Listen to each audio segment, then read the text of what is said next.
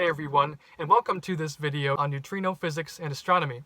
And we're going to call it Neutrinos Do What? Which is like my go-to phrase whenever I learn something new that blows my mind about neutrinos. My goal is to make videos like these for different levels of education.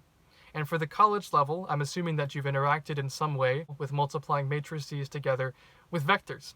But even if you haven't, why not come along for the ride and see what you pick up anyway? Let's kick off this video by talking about ice cream, which is a great place to start. Let's say that you and two other friends open up your own ice cream shops. The first important part of this story is that you only sell vanilla ice cream at your store, only one of your friends sells chocolate, and only the third friend sells strawberry. So have fun competing in that very limited market. You're all new to this, so you give out free samples at a big event to draw attention to your stores. The second important part of the situation is the number of scoops that you give out for each of your samples. The easiest situation would be for each of your booths to give out one scoop each. But unfortunately, that's too easy and no fun. Another easy situation would be for each of your 3 stores to commit to a unique number of scoops. Like if I went to your booth, I'd get 1 scoop of vanilla ice cream. One of your friends would always give out 2 scoops of chocolate ice cream, and the third would give out 3 scoops of strawberry ice cream. In quantum mechanics, this would mean that each of your ice cream flavor states is directly tied to one unique scoop state, and nothing else. And unfortunately, it's not going to be able to remain this straightforward. The actual reality of what happens is that it's a toss-up for the number of scoops that you give out. Under each of your booths, you have many bowls with different scoop amounts of your flavor of ice cream in them. Some 1 scoop, some 2, and some 3 scoops. This means there's no longer this one-to-one connection between flavors and scoops. Instead, each flavor is handed out some fraction of the time as 1 scoop, 2 scoops, and 3 scoops. And each of your 3 booths might have different fractions. Here's where we make the final leap into quantum mechanics. You could now say that the flavor alpha is a combination of a fraction we'll call u sub alpha 1 of 1 scoop, plus a fraction of u sub alpha 2 of 2 scoops, plus a fraction u sub alpha 3 of 3 scoops.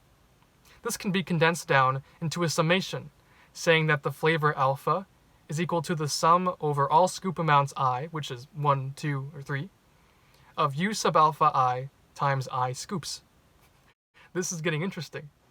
You could also write this out in a matrix form, where each flavor is in a vector, each scoop amount is in a vector, and this matrix mixes the scoop amounts with each flavor. In this scenario, I might call this the ice cream scoop flavor mixing matrix. For neutrinos, though, we'll replace all the ice cream flavors with the neutrino flavors E, mu, and tau, and the scoop amounts with distinct neutrino masses 1, 2, and 3. This is instead known as the neutrino flavor mixing matrix, written in summation form like this. Wow, that's pretty sweet. We used ice cream flavors and scoops to talk about neutrino flavors, which is the actual name for what these neutrino types are.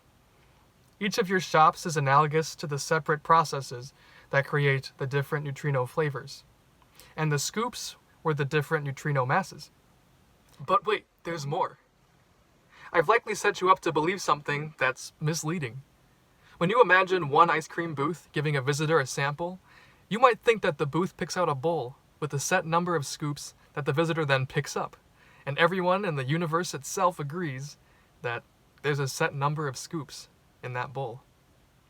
For neutrinos, this would mean that the processes that create one flavor of them always create them with some distinct mass.